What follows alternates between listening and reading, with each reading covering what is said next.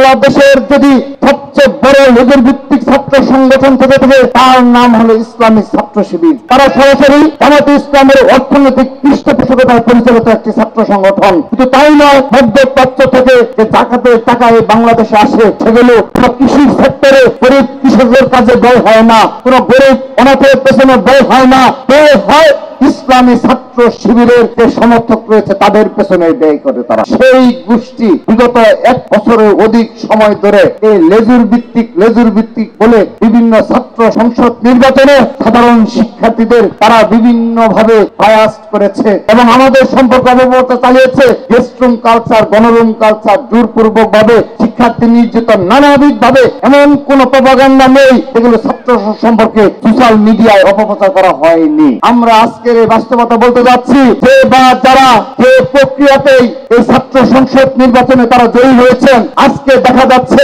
তারা ইসলামকে বিক্রির ধান্দায় বিভিন্ন জামাতে ইসলামের সমাবেশে তারা বক্তব্য রাখছে, দাঁড়িপাল্লার পক্ষে ভোট চাচ্ছে। তারা কি ধরনের লেজুর ভিত্তিক ছাত্র সংগঠন বিগত 1 বছর তারা অপরকে ব্লেম দিয়েছে আর তারা দুধে দেওয়া তুলসী পাতা সেজেছে।